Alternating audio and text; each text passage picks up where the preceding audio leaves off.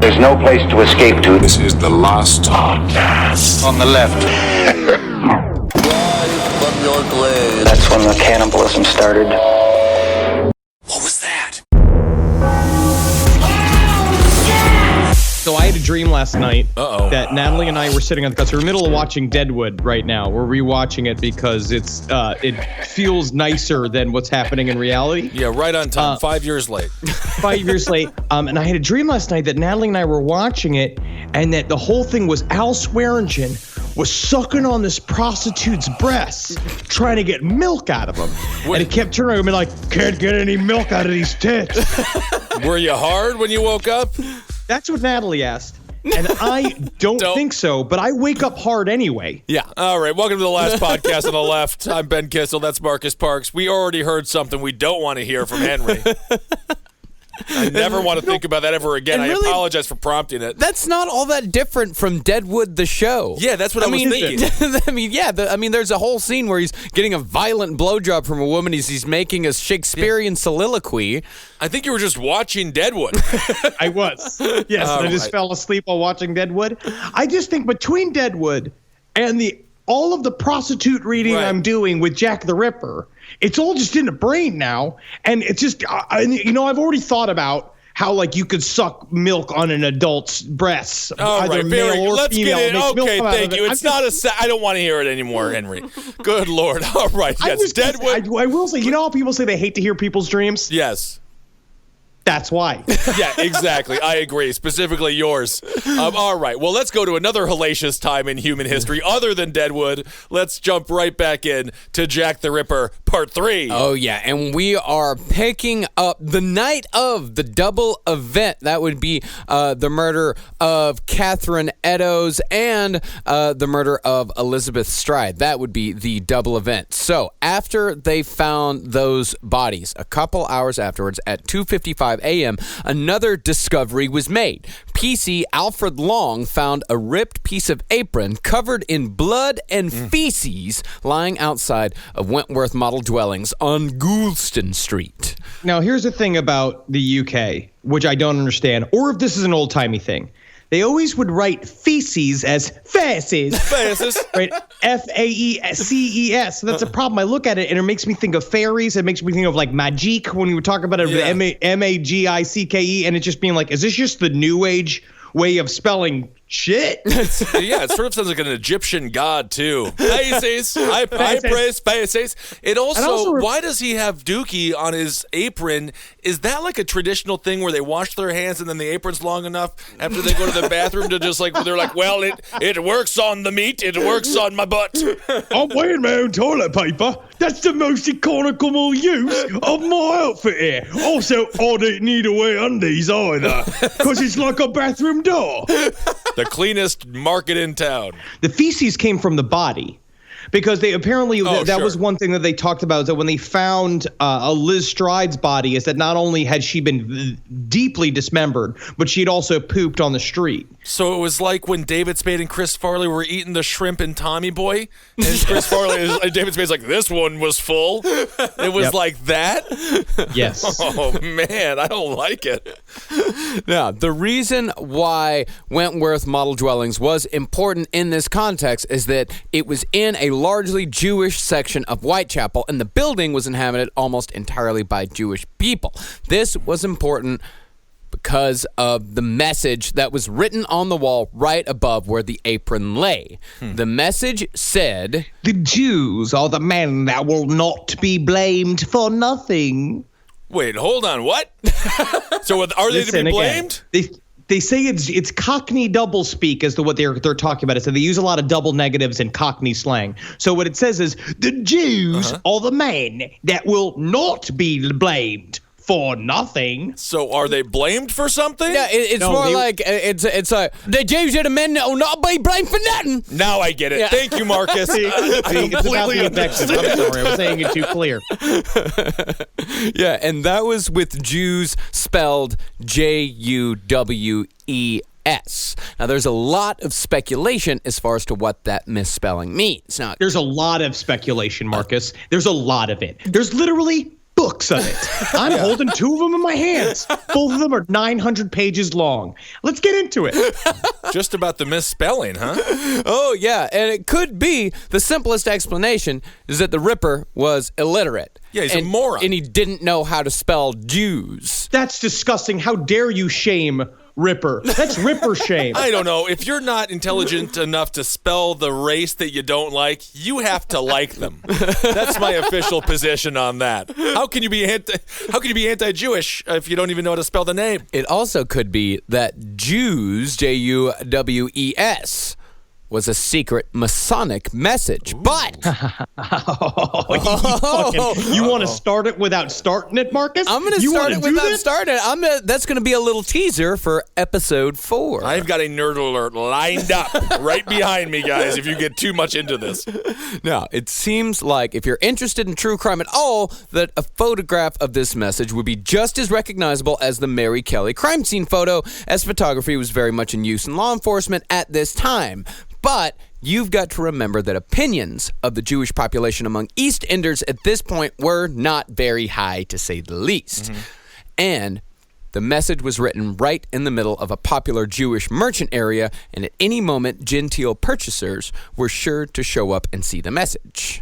Now, it's very interesting because also not only was Whitechapel in general a big center of the Jewish population of London itself, but this little area was like the complete total epicenter of Jewish life in Whitechapel. And what was interesting is that they weren't so much mad that the Jewish people were there celebrating another religion. It was that they lived completely in a European style. Like, it was very open. It was out on the streets, and people resented the way they lived. They resented the fact that they came in and didn't adhere to like English societal measures and the way that they live, which is getting pissed drunk in the sleep, fucking getting pissed drunk in the street, beating prostitutes all day. Right. Well, it takes a little while to assimilate. What was it written in? Was it blood? I mean, they didn't chalk. Paint. Oh, it was in chalk. Yeah, okay. yeah, it was written in chalk. I was thinking it could be faces, but I'm happy to hear it's chalk. This right here, this is the logic of the police officers. When the Gentiles saw this message, whatever the hell it meant, it was possible that it would have given the Gentile population of the East End just the excuse they needed to run riot, and that was the last thing the Metropolitan Police wanted to deal with, and so it was decided after much debate that the message would be washed away before a photographer had a chance to capture it. But there is no doubt whatsoever that it was written by the killer, as the fabric found matched perfectly with a piece ripped away from the apron of Catherine Eddowes. But at the same time, it could have just been there in the first place. That graffiti was written on there to be anti-Semitic, possibly, and it could have just been there, and the killer just dropped it as he was running away trying to clean the cum off his pants. So that's the problem. That is true. That is true. I take it back. There is plenty of doubt that because among Whitechapel there was quite a bit of anti-Semitic graffiti just written, and it could be that it was just because what it was is they could tell that the cloth was used to wipe off the knife. But okay, so then this implies that the killer would be a Gentile if they're against the Jewish people, right? Yes. Yeah. So, but then how would they start to blame the Jewish people for being Jack the Ripper? Or was it a Jewish person who purposely did that to make it look like a Gentile did it? Look at the statement. I don't know anymore. Look at the statement. Listen, the Jews were the men that will not be named for nothing. It sounds like a spiteful message from a Jewish person that say that no matter what happens here, the Jews will be blamed. Whatever happens in this town. So it could be, and this goes into weird alternative theories about Jack the Ripper, about whether or not he was a Jewish man that was bitter about the prostitute population in Whitechapel and wanted to do something about it, or it was a Jewish man that was killing prostitutes in order to bring the intention of the government to Whitechapel to come and help them. Basically, it's this idea that maybe that Jack the Ripper was killing prostitutes and getting attention and writing these messages in order to get government attention so people to come in and clean up the streets. Interesting. They call that the social reformer theory. Now, it is possible that the murders would have passed into history as nothing more than a sordid footnote had the perpetrator been known simply as the Whitechapel murderer, or even if he had just been known as Leather Apron, as cool as Leather Apron is. Very cool. One of the reasons why this case has endured for well over 100 years all comes down to branding. It all comes down to the name Jack the Ripper. It's cool. It's cool. I mean, it's cool. It's like Shaka catchy. Khan. Shaka Khan. Good point. Yeah, it's cool. It's catchy. It tells you everything that you need. Jack the Ripper, the name itself is why this has endured for so long. And that name came from a series of letters received the day of the double event. Just hours before the Elizabeth Stride murder, Scotland Yard was given a letter that had supposedly been sent to the desk of journalist Tom Bulling of the Central News Agency. The letter, written in red ink and addressed to the boss, reads as follows. It went to Bruce Springsteen? Exactly. Yeah, it's 150 years too early. I'm sorry. Great. We were all looking for the troubadour of New Jersey for forever. Dear boss, I keep on hearing the police have caught me, but they won't fix me just yet. I have laughed when they look so clever and talk about being on the right track. That joke about Leather Apron gave me real fits. I am down on whores, and I shan't quit ripping them until I do get buckled. Grand work the last job was. I gave the lady no time to squeal. How can they catch me now? I love my work and I want to start again. You will soon hear of me with my funny little games. I saved some of the proper red stuff in a ginger beer bottle over the last job to write with, but it went thick like glue and I can't use it. Red ink is fit enough, I hope. Ha ha! The next job I do, I shall clip the lady's ear off and send to the police officers just for jolly, wouldn't you? Keep this letter back till I do a bit more work, then give it out straight. My knife's so nice and sharp, I want to get to work right away if I get a chance. Good luck. Yours truly, Jack the Ripper. Don't mind me giving the trade name. P.S. Wasn't good enough to post this before I got all the red ink off my hands. Curse it, no luck yet. They say I'm a doctor now. Ha ha, and away I go! Slap! I don't want to get ahead of ourselves. I know we're doing the suspects in the next episode, but I think I solved it. It's judging by the knife work and the letter, it's Julia Childs. It's absolutely lovely. You just take the whore's uterus and you cook it in a bit of Chardonnay, and it's just absolutely disciplined. Disciplined is my new word, because I'm fucking hammered. Constantly hammered. Now, this letter probably would have been passed off as one of the many hoaxes going around at the time, if not for one line. The next job I do, I shall clip the lady's ears off and send to the police officers just for jolly, wouldn't you? I gotta say, clip sounds worse than cut. Yeah. Like the idea of being clipped off. Yeah, well, because it's a clipping that is much more animalistic. Right. Clipping is something you do to a sheep. You clip a sheep's balls off, you know? Like you Oh, don't do that. You clip the ears of a dog. Right. Like that's why clip sounds so much more disturbing, because it implies that he doesn't see these women as humans. I'm gonna name my first child Clip. Clip Kissel. Well, so you're going to be like Sarah Palin? Yeah. Naming your kids after fucking sounds that the gun makes? My other question is you clip the ears of a dog? Yeah. Yeah, of course. All those dogs you see fighting, the pit bulls, those are all clipped. Yeah, Doberman Pinschers, a lot of people clip those ears. And the tails of many Doberman Pinschers. It's an awful practice. I'm against it. Yeah, it's cruelty. Dogs are not paper dolls. I know. Dogs are cute. Borky died. My middle brother, he had a cat named Charcoal, and he used to clip her whiskers. And then, of course, as you got older, you realize that's their main feeling. That's how they feel. So she was in hell living with my middle brother. Oh, yeah, she was living in Saw. Yeah. But he wanted to have them just so. I don't know. It's kind of a strange thing he did.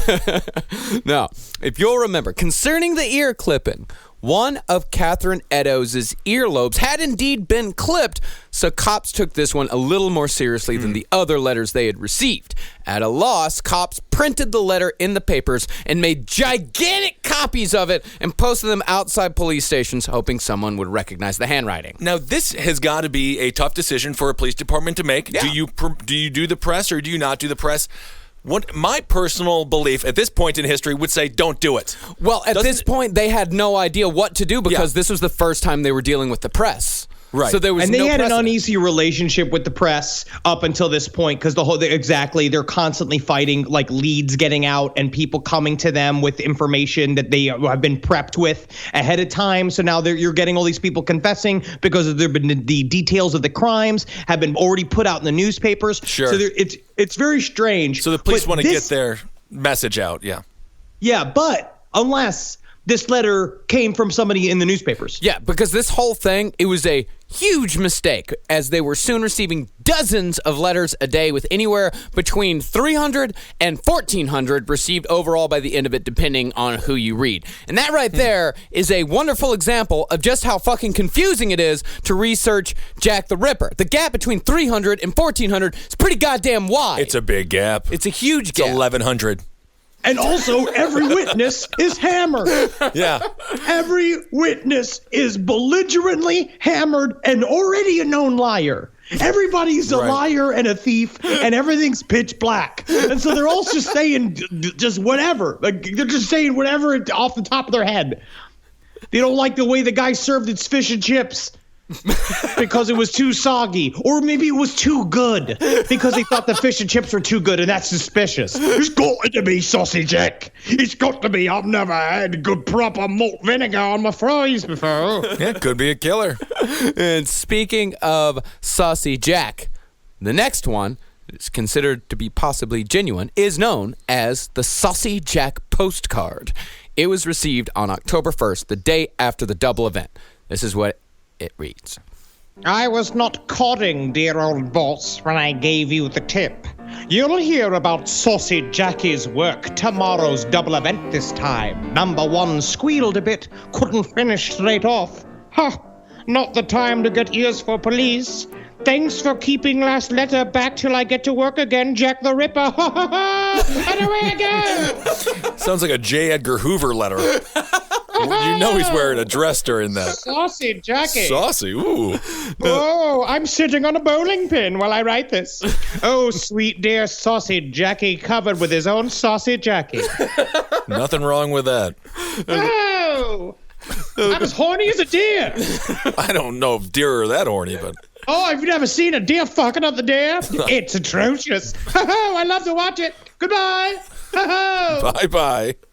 Now, the people who argue that the Saucy Jack postcard is genuine point to the fact that the postcard described the double event before it was released in the papers, but what those people ignore is the possibility that it was invented by the papers themselves. What? You're crazy. You're crazy, dog meat. There's no way these fucking bent Cockney assholes were trying to sell newspapers. No way that's possible. It's pretty widely believed now by most reputable historians that these letters were actually written by journalist Tom Bulling, the guy who gave them to the Metropolitan Police in the first place, or possibly his editor. And the whole thing was just a ruse to add a little bit more sauce to the murders and to keep the story going. We got fake news. Yeah, Fake news. Fake news. Well, I mean, really, the concept of journalistic integrity came from fighting back against these sorts of stories, not only in England, but also in America. Right. The whole fake news phenomenon is that we're just going through cycles. We're just at the next phase of fake news. This is something that's been going on for well over a century, ever since newspapers were invented. I don't read any fake news. I only read the U.S. Weekly Report. U.S. World News and Report. U.S. World News. I only read Empire News. Why wouldn't you? All I read is that Metro paper that they give out for free on the subway. That's right. And it's great because they'll tell you all sorts of things. They movie reviews, what subway lines You're on. are doing bad. Hey, actually, I want to thank all the people at Metro Boston for doing a great story on us. Yeah, that was so my buddy nice. Brendan McGurk. Thank you very much, Brendan. Thank you. Not fake news. Not fake news. Now, the most disturbing letter, and the one most likely not written by journalists, is the infamous From Hell letter. Oh my God! How do you get paper from hell? It's so hot there. It's so wild. Wow. Yikes! Tough day to be a post office. I think I may have just come up with this, but like a house, it's just a place for your stuff, right? And your whole life is you go out and you just get more stuff, and you just want to put it in. When you go to a hotel, it's just another place for your stuff. You're bringing your stuff from one place, got your stuff. Another place got stuff. That's George Carlin bit. Yes. Very good, Henry. The From Hell letter was sent to George Lusk, the head of the Whitechapel Vigilance Committee. Now, to me, this is a big point, right? All of these other letters have been sent to the newspapers, right? Which is easy to do. With George Lusk, you have to know that he's the head of the Whitechapel Vigilance Committee. Like you have to know that he's setting that up, right? So it's possibly somebody from the neighborhood sent this letter. Somebody who knows what's going on in Whitechapel sent the letter, possibly a member of the vigilance group or Jack the Ripper himself. Right. Quite possibly. One and the same, maybe? Could be. You fucking idiot. But of course, it happens all the time. But actually, journalists and the police, they weren't the only ones getting letters. People were sending letters all over England claiming to be Jack the Ripper. They would send them to magistrates, businesses, hotels, just private individuals, just to anybody. Because it's just like every single crime, every single unsolved crime that goes on, you get this. We get this in Boston Strangler. We got this in the Night Stalker. You get this with BTK. Anybody looking to settle a personal beef or somebody looking to just scare someone else, they're going to take advantage of it. This has been going on for centuries. Oh, I get letters from Capital One all the time.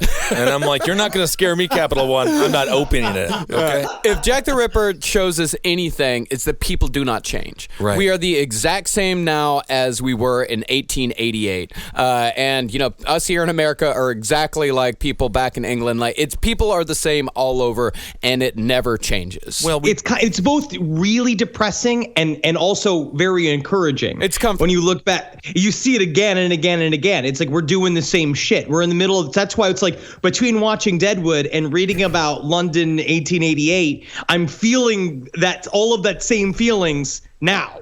Like we're in this weird new time period. We don't dump sewage out of our windows. Not yet. And I don't think we're ever going to do that again. Well, I mean, Maybe you don't. Yeah, I mean. What, you do? Well, no one can see your face, but he's saying that he does with his eyes. Fine. Well, the reason why the From Hell letter was taken seriously was because it arrived with something a little extra. Half a human kidney. Ooh. You get that in a butcher shop if you ask for a little something extra. You will get a little piece of kidney, and it's actually really nice. You fry it up with some onions. It's really nice. I think it's a human kidney, though. Yeah, it's a human. It is definitely a human kidney. Didn't the mailman feel it was a little soggy and puffy? Oh, you can send body parts through the mail. You just wrap it up extra. It looks like someone sent another set of nuts in a goddamn envelope. I honestly thought my life was fucking bad. I get up every day, my fucking mail rucksack is covered in shit. My fucking mail boots covered in shit. I gotta go from place to place, people dumping beers on me because they say the mail is run by wizards. And I'd sit there being like, if our mail was run by wizards, would I be this fat? You'd make a wish and get thinner, I suppose. Harder and harder it is to be a mailman, see? Now I'm a fucking organ delivery service there. This is what the From Hell letter said. From Hell. Mr. Lusk, I'll send you off the kidney I took from one woman and preserved it for you. Oof. The other piece I fried and ate it. It was very nice. I may send you the bloody knife that took it out if you only wait a while longer. Signed, catch me when you can, Mr. Lusk. It's the fat guy from Nuns on the Run. Testicles, spectacles, wallet, and watch. That's who did it. They're looking for a fat dude dressed as a nun. Why didn't I exist back then? You always think that it's the fat guy from Nuns on the Run. He did a lot. It's a fat guy. That's a fat guy move. No one then would be like, I have to clarify, I did eat the other half, and it was delicious. I did eat it, and I would tell you, to be honest, it could have been better. I honestly wish it tasted better. You could almost hear the letter breathing heavy. It is definitely, Jack the Ripper was fat. Who killed Kennedy? The fat guy from Nuns on the Run. Nuns on the Who Run. was the Zodiac killer? Fat guy from Nuns on the Run. That poor man is sitting, because so many anonymous letters that poor actor has received, just like sitting open up, being like, I'm not the Zodiac killer. I'm a character performer. Honestly, I haven't worked in a long time. I'm mostly doing voiceover now. It's for Go-Gurt commercials. Oh. I don't understand why I get this harassed. Well, don't harass the guy. I mean, but he is guilty. But I say harass until he fucking dies. No, he might already be dead. Actually, I'm not quite sure. He could be dead. Yes. No, when Lusk found the letter, he thought it was just a joke, thinking the kidney was from a dead sheep, which... This is funny. This is funny now. Yes, okay. I'm happy they did this. You know, to be honest, I've been looking for a bit of lightness. It's nice to have a break. Yeah, I guess the Kathy comic strip wasn't around yet, so you had to read something on Sunday mornings. He did though go awake, open it, and go, ack. Ack. Mondays. The Lusk kept the kidney for a full day, wondering what to do with it, kept it in his desk drawer, before a buddy convinced him they should take it over to a local doctor to see if it was human, just for kicks. All of these fucking Whitechapel people are so casually horrible. Right. He's the good guy. He's the guy that the local fucking head of the what's his name? He's Ned Beatty from the Burbs. And he's sitting there just playing with the human kidney all day, like it doesn't mean anything. Doesn't talk to a police officer. Doesn't mean like I don't know what to do with it. Like he got a nude picture in the mail. It's just using it as a stress reliever, I guess, maybe. Yeah. And so they took the kidney over to the local doctor, but the local doctor was out, so they took it to another local doctor who ruled that it was inconclusive. So those three took it over to the London hospital, where it was examined and confirmed to be human. And then all four of them all bundled over together to H Division headquarters and delivered it to the proper authorities after taking a human kidney from place to place to place on one sunny Sunday afternoon. It is like a critter ball of dumb fucks. And it just gets bigger and bigger and dumber as it goes. Well, because that's when the cops, they couldn't handle Whitechapel, right? So they just gave it to the citizens. There's like a couple, you had Aberline, right? The inspector, the guy who was really in this shit, who's walking around and doing the best he can, who was supposed to have been promoted to Scotland Yard. It was like the story of, it's like a movie story, where Aberline essentially was a super cop that was supposed to, he was getting very quickly promoted, and they're like, wait, actually, we need to send you to Whitechapel to go investigate the Jack the Ripper crimes. And he's like, fuck, because he's got to go into the worst part of the world. Yeah. And they just gave all of the crime solving fucking duties to these drunken idiots. And then Mel Gibson was his partner. The whole Can you thing believe fell he's apart. there? Yeah, calling everybody sugar tits. Oh my and then God. there's 5 women named Sugar Tits just in the neighborhood. Yeah. Yeah, they compete with Nick Nolte and Danny Glover for the case. Wild stuff. No, there is a misconception that the kidney was, quote, ginny, meaning gin, full of gin, and that it had come from a female, which points towards it coming from Catherine Eddowes, whose left kidney was taken by the Ripper. Oh. However, the ginny line was actually a misquote by the press, as the doctor who had examined the kidney had actually said that it had been preserved in spirits rather than being spirited itself, so to speak. So they put it in a jar filled with gin. Yeah. No, the guy who had cut wherever the human kidney came from before it was sent to George Lusk, it was preserved in wine. Oh, that's kind of technically, yeah. If you cook it, honestly, kidney, a little marinated in some wine with like onions and currants and stuff like that, and you cook it up and do it. But like honestly, that would probably be really tasty. I had this thing in Atlanta called a deviled pig's kidney, where the waiter came up and he's just like, "We got some suckling pigs in this morning, and the chef wanted to do something fun, so he made this little like deviled pig's kidney dish, and ooh, it was good." When they saw you walk in the door, that chef got so rock hard. And he was like, I think I found the dumpy shithead that's going to eat this disgusting food that should be banned in the country. My God. It reminds me of that drink. I think it's in Ireland or something, Kiss the Toe, where they have that old rotten toe. I think it's in Saskatchewan. Oh, okay. Yeah, I think that's a Canadian thing. Oh, a Canadian thing. Yes, very fun. Now, while this is pointed to, the From Hell letter, while it's pointed to as the most credible Jack the Ripper artifact, a lot of opinions say that it was most likely a prank done by a medical student at the same London hospital where it was identified as human. Unless it was done by a doctor himself who worked at the London hospital, if we want to get into that as well. Right. And that they purposely downgraded the spelling of the letter, which we've seen now throughout all of serial killer history, right? Where it's like when they write letters, like look at the BTK letters. They're purposely misspelled to sort of throw you off the track. So you can't compare the handwriting to other pieces of handwriting. Yeah, but they misspell, like they will misspell easy words, but they will spell they'll spell harder words correctly. Cornucopia. Yes. That's a hard word.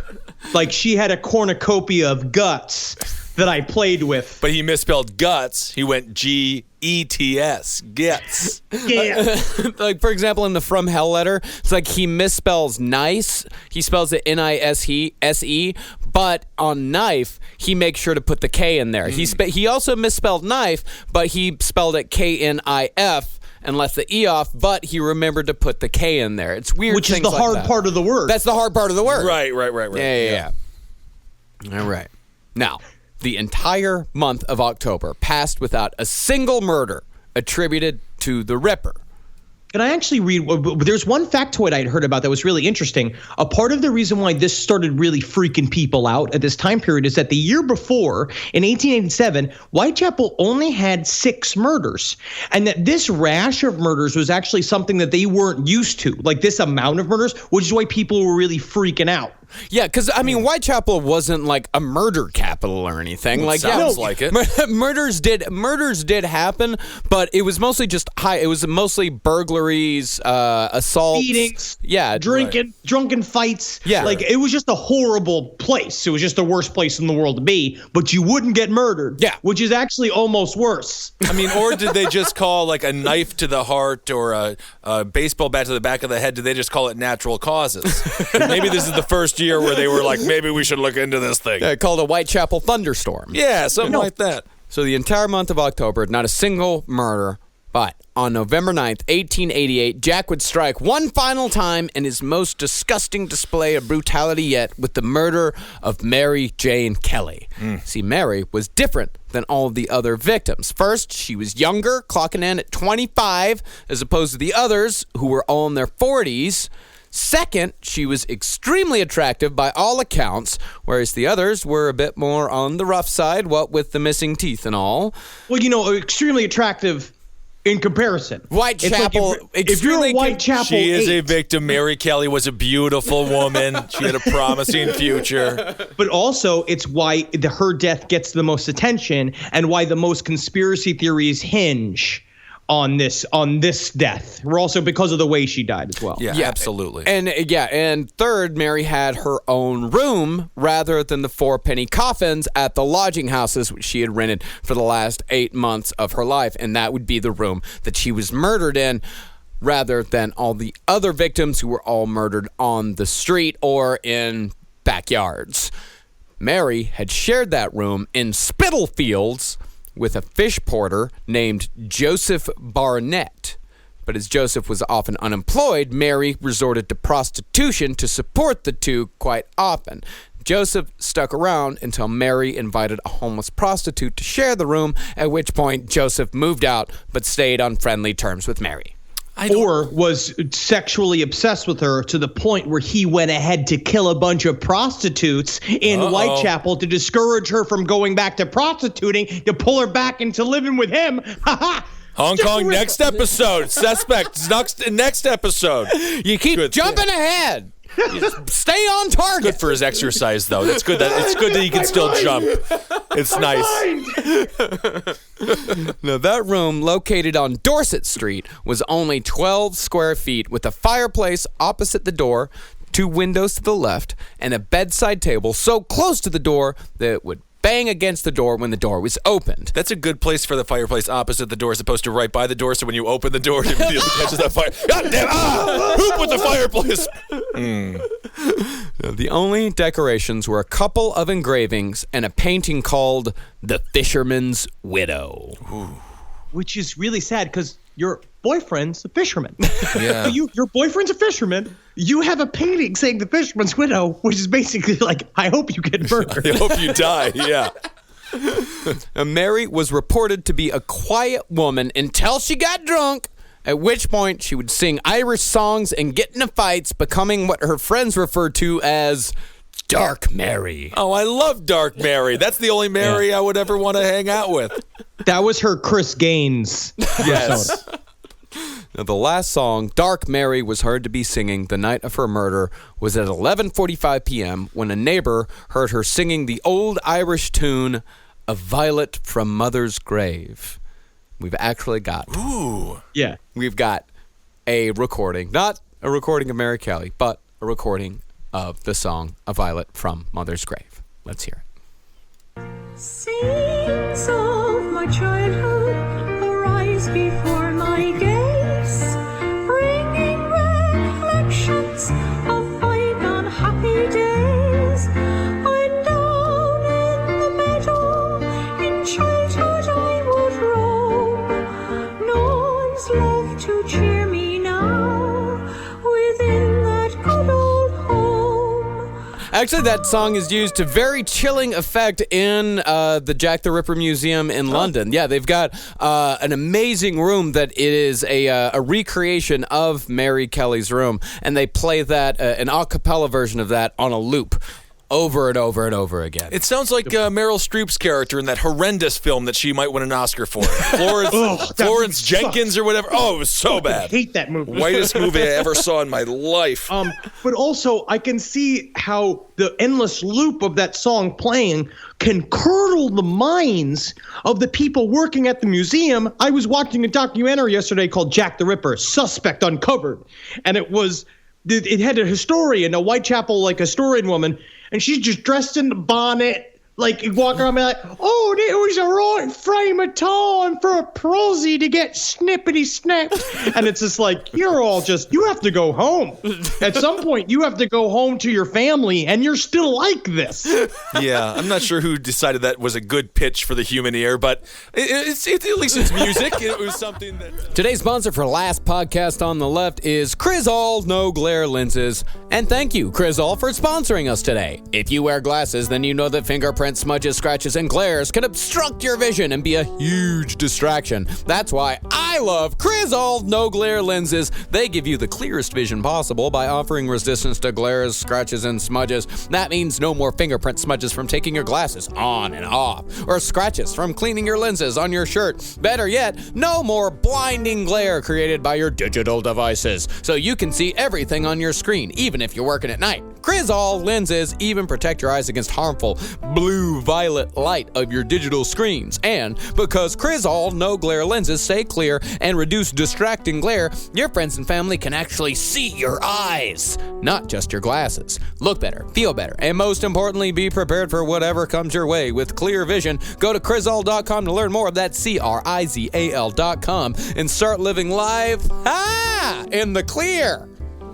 Now, at 2 a.m., Mary Kelly was seen by a man named George Hutchinson on Commercial Street. She asked him for 6 pence, but when he told her he had nothing to give, she said she needed to make some money and walked away. Hutchinson said he saw a man tap her on the shoulder and say something, at which point they both started laughing as the man put his arm around Mary's shoulder. The two then walked away together. Now, the last thing anyone would hear from Mary Jane Kelly would be 3 cries of, "Oh, murder!" at 4 a.m., heard by a neighbor from Mary's apartment. But once again, nobody paid it any more mind than they had with the death of Mary Nichols. And I ask an inappropriate question. Of course. Is it possible that the "oh, murder" is the sound she made when she orgasmed? No. And it was I knew that's what the question was going to be. Well, I actually have a question now that Henry, that's it. Now, is it possible it was the sound of her orgasming? Is that possible, Marcus? Because that's actually an interesting question. No, no, because she was Henry. You had a question. If it's inappropriate, but maybe murder is the sound she made when she orgasmed. Huh, that is an interesting question. Marcus, what do you say to that? I don't never thought It's possible. Anything in the world of Jack the Ripper, anything is possible. It's possible. Fucking monsters.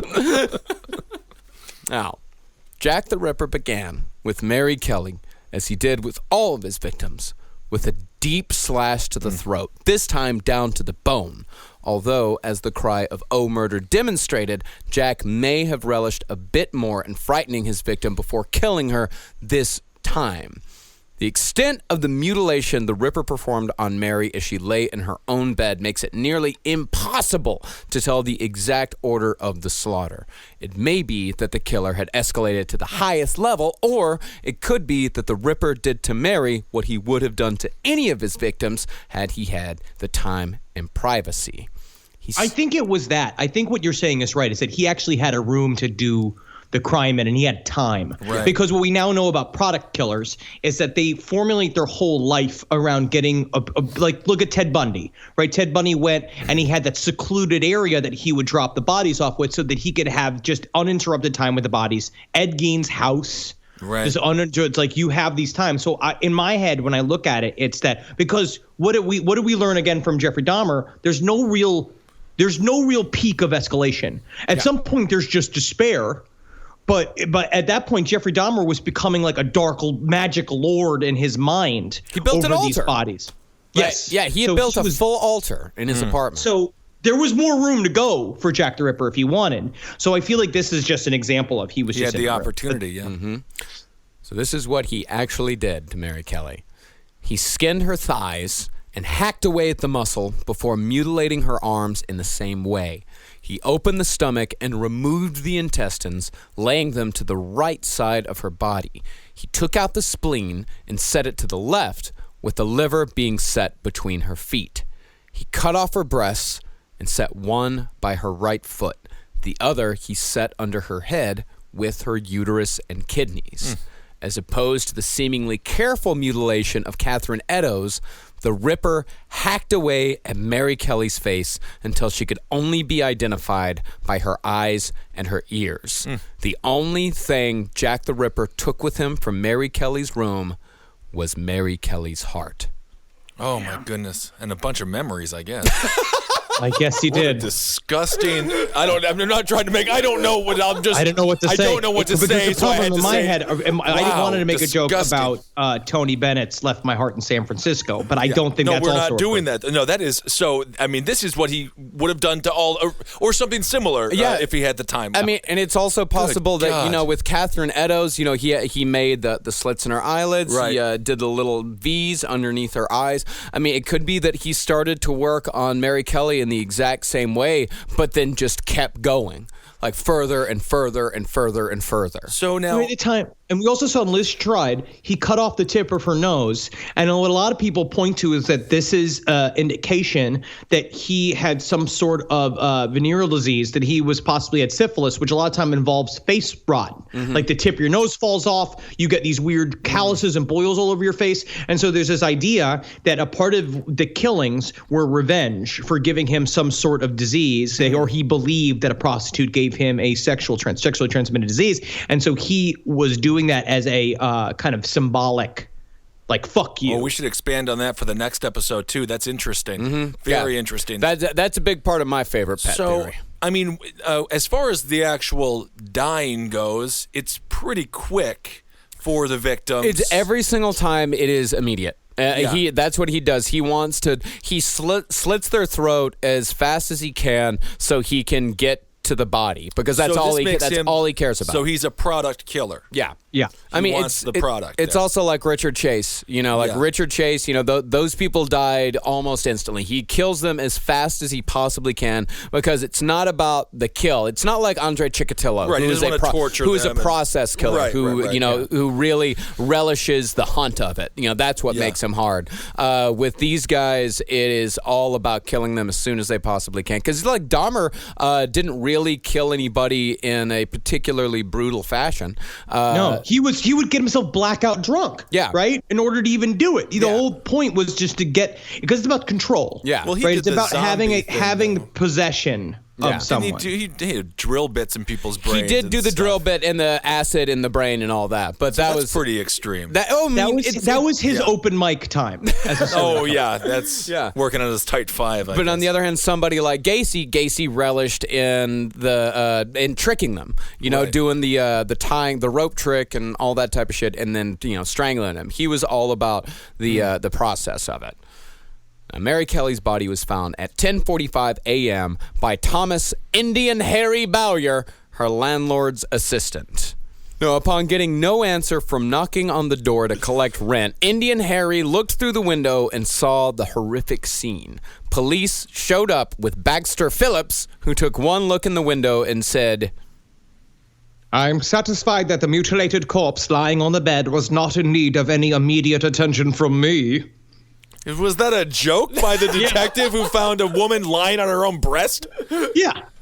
Good. Yeah, his funny little last podcast on the left joke that he made. Interesting. Just like your father used to tell jokes like that all the time, Henry. Absolutely. Cops have very dark senses of humor. Yes.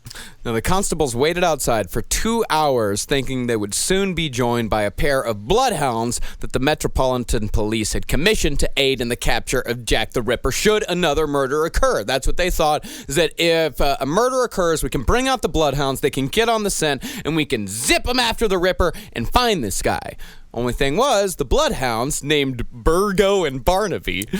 Cute names for little dogs. They're wearing little hats and smoking little pipes. Yeah, I like that. Oh gosh, they're so funny. Well, they had to, it takes them longer to get ready because they got to put 4 shoes on.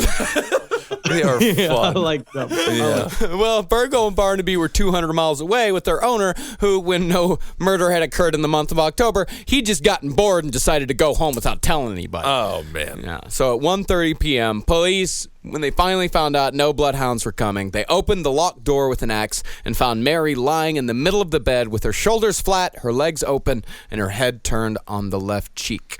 Interesting that the door was locked from the inside. Very interesting. Yes. Although it would have been extremely easy to reach the arm end through the broken window. If they did. The door. If they did. If they did it. Because there was one of her windows was broken. Was it the one next to the door? Yeah, because it was a 12 by 12 room. It was tiny. The window was right next to the door. Maybe he escaped How through the long's the fireplace. guy's arms? I don't know. I don't know, Henry. That's the whole point. We don't know. I need to see some measurements. Measurements. Reverse Santa Claus escape through the fireplace. Go up it. Yeah, reverse that. No, a photographer was brought in, and that photographer took the very first crime scene photo ever taken in England, a photo that is still one of the most famous and gruesome ever to be taken. Now, here's a few things about this murder scene. It is odd that the final murder occurred inside. Could it be that the Ripper chose Mary specifically because she had a home?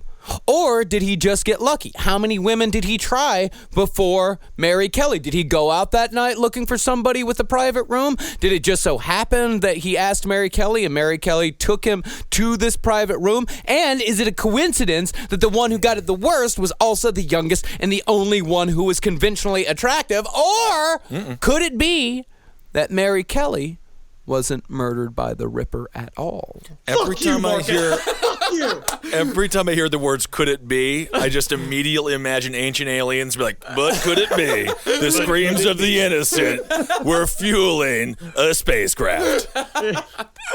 We'll answer these questions and more in our final episode of Jack the Ripper. Oh my And I'll God! tell you what, even though people have written literally hundreds of books about Jack the Ripper, and each one has their own separate, completely decades-long researched answer, which are also completely different from each other books, we are going to come up with the conclusive answer to the identity of Jack the Ripper next week. Yeah, I'm going to figure it out by Thursday. The fat guy from Nuns on the Run and Julia Childs worked together. Work together, and they were be fucking Jack each the- other in the meanwhile. Absolutely. All right. Well, great Wow. episode. Fun stuff. I want to say thank you to everybody who came out to our show in Philadelphia. Absolutely. It was so awesome meeting everyone. So And cool, I will say, I wonderful, just and want to sweet. say, I did not get Philadelphia fever. No from one anybody did. in that whole town. So No. congratulations. And to the couple who asked me to work their wedding, if that can work, I would love to officiate the wedding. Yeah. It'll be a wonderful time. Yeah, that'd be a lot of fun, man. We got to get you all worked up with, what is it, the Metropolitan Life Church? Yes, I'll do that. Yeah. I now pronounce you man and dog. Oh, that's not my wedding. Never mind. I would love to marry a dog, but you can't do it. You want to marry a dog? If that's they- what you're saying. I would. You want to marry a dog? Yeah, because then you're only married for a maximum of like 11 years because dogs die young. Wait, that's why you date someone. You got to marry someone with cancer. Yes, or an elderly And then person. you get a tragic end. Yeah. Oh, that And then you're single with a sad edge. That's right. Yeah, Philadelphia, so awesome. What a great union transfer, great venue. And my God, it's such an honor and so it's always so wonderful just talking to everyone. Yeah. And speaking of which, this Saturday we're going to be in Kansas City, Missouri, playing at Panic Fest. We're doing 2 shows. There are still a couple of tickets left for our late show, but those will sell out before Saturday. So just Google Panic Fest Kansas City, and they've got links to the tickets on their site. Chicago, we're coming after that. Can't wait to see everybody there. We're sold out. And St. Paul, Minnesota on February 25th. We just added a second show. We're going to be doing a late show in St. Paul, and tickets for that are going to go on sale at noon tomorrow. But if you are a Patreon subscriber, you already have access to those tickets right now, because everybody who donates just $1 or more to our Patreon gets early access to every single one of our live show tickets. So if you go to patreon.com/lastpodcast on the left and give even $1, you're going to be helping us out so much, and you're going to get a little bit of something in return. Thanks to everybody who's given to our Patreon so far. Yes. It's fucking fantastic. Also, I'm looking for the hot leads as to what's the best barbecue place in Kansas City. I've been told Oklahoma Joe's, and we're supposed to go to the gas station location, which is what I'm very much so excited for. That's really the thing I'm most excited for. The gas station location is like a Yes. Wawa or something? No. It's The like name of it? a guy doing barbecue in a parking lot of a gas station. It's Yeah. supposed to be awesome. Oh, for barbecue. Yeah, there's a good gas station barbecue joint in Texas. It's like kind of a chain. It's called Rudy's. You can get barbecue and gas. Well, look at that. And then the barbecue gives you gas. So that's kind of fun. Is it Monday? Oh, I hate Mondays. And go to cavecomedyradio.com/live to see dates for live shows in St. Louis, Ithaca, Salt Lake City, and San Francisco. Yes, and thanks so much for supporting all the shows here on CCR. We're absolutely crushing it. We got some new products coming. Products. So take a listen to Ablegan's Top Hat for everything political. It really is helping people out and to deal with this madness, the new reality that we're currently all sort of living in now. Alex Jones is going to be in the correspondence room. Shoes boxers make kids gay. He is absolutely. He's legit now. Yeah, Congratulations, he's legit. everyone. So that's the world we're living in. We will navigate it together. Page 7 for all your entertainment needs. Roundtable of Gentlemen for all the good, weird news stories. And Wizard of the Bruiser. Check out Holden's show. He's been working really hard on that. It's literally the only thing he knows about is video games. So give him a listen. No, it's video games and all kinds of nerd stuff and all that. It's super cool. Yeah, and check out the other shows on Cave Comedy Radio. Movie Sign with the Mads. With a couple, got some Mystery Science Theater 3000. Stupid Human Suits, which is all about death and dying and all pretty that. good. Yeah, I like that show. It's a fucking great show. It's brand new. So yeah, just go to cavecomedyradio.com and check out all of our shows on the network. Also, last stream on the left is on adultswim.com. Look for the live streams tab. We're on 7:30 p.m. Eastern Standard Time on Fridays. We're doing that shit. Follow us on Twitter. I'm at Henry Loves You, at Marcus Parks, at Ben Kissel, and follow Last Podcast to the Left on everything at LP on the Left. Yes, that's great. And also, 5 stars on iTunes. Please, that would be great. Honestly, rate and review all the shows. It only helps us. We're going to beat these huge corporations that are trying to pretend like they're organic. They're not organic. We're the Grassroots Podcast Network. Fuck yeah, man. Cave Comedy Radio, the only DIY one out there. And it's all because of you guys. We're the only one. Yeah. We're the only one in the top 10 at any time. So keep it going, please, for us. We got to beat the fucking the machine. Yeah. All right? And get off fucking Facebook. because they're collecting our data. Fucking cover your camera on your goddamn fucking laptop for the next 4 years. You better fucking do it. I always cover your camera unless you're using it for masturbatorial reasons, in which case uncover it and let them see your face. Let him see your face. Let him look at it. Yeah, let him see my awful half-bored masturbation face. Well, mine, I'm always just like lying there, and right before I am, doing my thing, I say, "Oh, murder!" It's kind of wild. Murder! Oh, murder! Kind of wild there. Well, they call it the little death in French. That's the term for coming. Is it really? Yeah. The little death. The little death. Isn't that fun? The French are an interesting bunch, aren't they? Hail Satan. Yeah, hail Satan. Magustalations. And hail Gayan. Hail me, if you would. Hail me first. And hail yourself. Hail yourselves. Okay.